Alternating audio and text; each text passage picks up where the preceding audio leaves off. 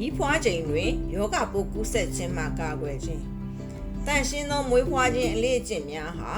မိခင်တွေမွေးကင်းစကလေးတွေနဲ့မွေးဖွားပေးသူများကိုယောဂပိုးကူးစက်ခြင်းမှကာကွယ်ပေးနိုင်ပါတယ်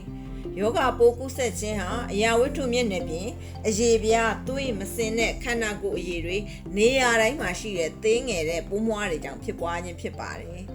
ဝမ်းနာခြင်းနဲ့မီးဖွားခြင်းဟာပြင်းထန်သောယောဂပိုးများကူးစက်ပြန့်ပွားဖို့အထူးအန္တရာယ်ရှိတဲ့အချိန်တွေပဲဖြစ်ပါတယ်အမျိုးသမီးတစ်ယောက်ကိုပိုးမွှားသန့်စင်မထားတဲ့လက်အိတ်တွေပစ္စည်းကိရိယာတွေနဲ့မွေးလမ်းကြောင်းအတွင်းပိုင်းစစ်ဆေးမှုပြုလုပ်တဲ့အချိန်မှာယောဂပိုးကူးစက်နိုင်ပါတယ်။မွေးကင်းစကလေးဟာလည်းပိုးမွှားသန့်စင်မထားတဲ့ဓာတ်နဲ့ချက်ကျိုးပြက်လိုက်ရင်ယောဂပိုးကူးစက်နိုင်ပါတယ်။မွေးဖွားပေးသူလည်းဆေးတို့အပ်နဲ့မတော်တဆထိုးမိရင် HIV လို့အသေးရောင်ယောဂလို့ကူးစက်ခံရနိုင်ပါတယ်။ကိုယ်တိုင်နဲ့ကိုအဆောင်ရှောက်ပေးသူတွေကိုအန္တရာယ်ရှိတဲ့ပိုးမွှားများရန်မှကာကွယ်ဖို့လူတိုင်းနဲ့အတူယောဂပိုးကူးစက်မှုကာကွယ်ရေးအလေ့ကျင့်တွေကိုလိုက်နာပါ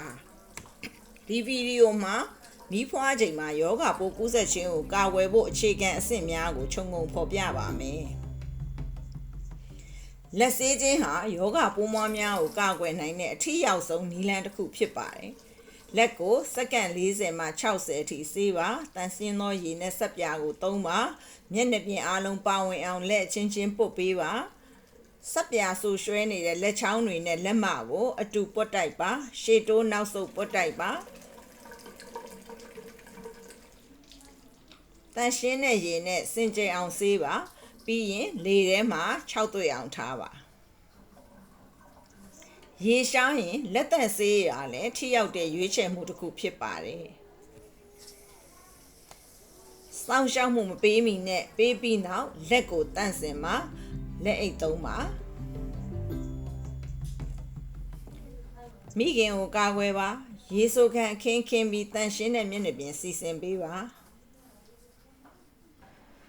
မွေးလမ်းကြောင်းစမ်းသပ်ခြင်းကမိခင်နဲ့ကလေးကိုယောဂပိုးကူးစက်စေနိုင်ပါတယ်တကယ်လိုအပ်တဲ့အခါမှသာမွေးလမ်းကြောင်းစမ်းသပ်ပါယောဂပိုးကူးစက်မှုအန္တရာယ်လျော့နည်းစေဖို့4နာရီတစ်ခါတည်းပိုမစမ်းပါနဲ့မွေးဖွားစဉ်အတွင်းသွေးခန္ဓာကိုယ်အရည်တွေနဲ့ထိတွေ့မှုမဖြစ်အောင်ကိုယ့်ကိုယ်ကိုကာကွယ်ပါ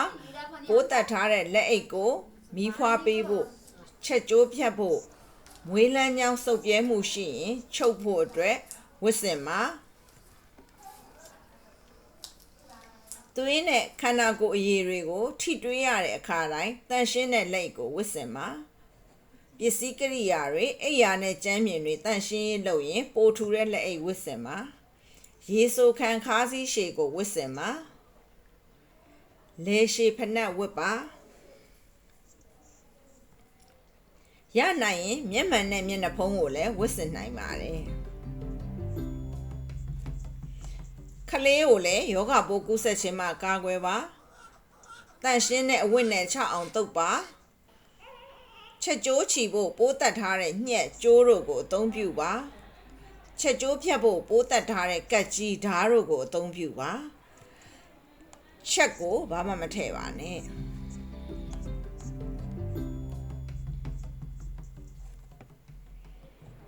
မွေးပြီးတိုင်းမွေးဖွားတဲ့နေရာကိုတန့်ရှင်းပေးပါရေဆိုခံအခင်းကိုစုသိမ်းပြီးရေဆိုခံဘုံတစ်ခုထဲမှာထည့်ပါညစ်ပေတဲ့မျက်နှာပြင်တွေကို 0.5% ကလိုရင်းဆေးရည်နဲ့တုပ်ပေးပါကလိုရင်းဆေးရည်ဖြော်ဖို့ 1.5 ရာခိုင်နှုန်းအိမ်သုံးကလိုရင်းမှုတစ်စကိုရေ6စနဲ့ဖြော်ပါကျမ်းမြင်ကိုစပ်ပြာရည်နဲ့ဆေးကြောပါအိမ်အခင်းပေါ်မှာရှိတဲ့သွေးနဲ့ခန္ဓာကိုယ်အရည်တွေကိုတုပ်တင်ပါပြီးရင်စပ်ပြာရေတို့နဲ့ဆေးကြောပါအိမ်အခင်းကိုနေရာအောက်မှာလှမ်းပါတန့်ရှင်းမှုရှိအောင်အမြဲဂရုစိုက်ပါ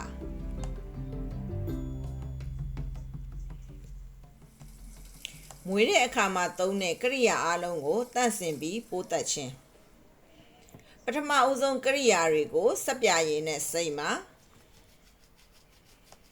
မညီညာတဲ့အနားတွေမှာကတ်နေတဲ့သွေးနဲ့အညစ်အကြေးတွေကိုဖယ်ရှားဖို့ brush ကိုအသုံးပြုပါ ပြီးရင်ဒီကရိယာတွေကိုရေနွေးငွေ့ဖိအားဒါမှမဟုတ်အချောက်အပူပေးနည်းနဲ့ပိုးသက်ပါ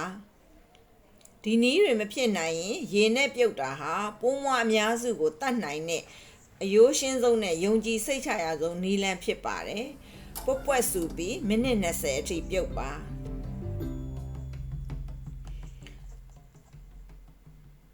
အမိုက်ကိုအန္တရာယ်ကင်းအောင်စွန့်ပစ်ပါအဲ့လိုချွန်ထက်တဲ့အရာဝတ္ထုတွေကိုအသုံးပြုရင်ပိုးမွှားတွေကန့်ညိနေပြီးထိခိုက်မိသူတွေကိုအလွယ်တကူပိုးကူးစက်နိုင်ပါတယ်အသုံးပြုပြီးရင်ထိုးမပေါက်နိုင်တဲ့ပုံးထဲကိုဓာတ်ရိုက်ထည့်လိုက်ပါချွန်ထက်ပစ္စည်းထည့်ပုံးတွေကိုမီးရှို့ပါဒါမှမဟုတ်မြေအောက်နဲ့မြုပ်ပါခိုင်ခန့်တဲ့ပလတ်စတစ်အိတ်လိုရေလုံနဲ့အလုတ်ပိန်းထည့်စရာထဲမှာအချင်းထည့်ပါမိသားစုဝင်တဦးဦးကဒလိထုံးစံအရလိုချင်ရင်ပေးလို့ရပါတယ်အချင်းကိုရိုစိတ်မှုခံနိုင်တဲ့ဘုံထဲမှာထည့်ပါရေလုံအိမ်သာချင်းလိုတွင်းတဲ့ထဲမှာလုံညုံစွာမြုပ်ပါဒါမှမဟုတ်မီးစက်ထဲမှာအပူရှိန်မြင့်မီးနဲ့မီးရှို့လက်အိတ်တွေနဲ့ဆေးထိုးပိုက်တို့စွန့်ပစ်ပစ္စည်းတွေကိုမီးရှို့ပါဒါမှမဟုတ်မြေကြီးထဲမှာနက်မြုပ်ပါမှတ်သားရန်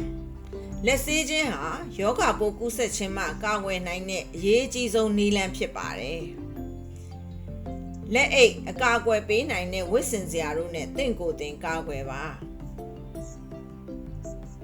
အန္တရာယ်ကင်းတဲ့တန့်ရှင်းမှုအလေးကျင့်တွေကိုလိုက်နာပါအမိုက်ကိုအန္တရာယ်ကင်းစွာစွန့်ပစ်ပါမိခင်နဲ့ကလေးကိုတန့်ရှင်းတဲ့လက်တန့်ရှင်းတဲ့မွေးဖွားစရာမျက်နှာပြင်တန့်ရှင်းတဲ့ချက်ကျိုးဖြတ်ခြင်းမွေးဖွားတဲ့ကိရိယာများပို့တတ်ခြင်းတို့နဲ့ကာကွယ်ပါ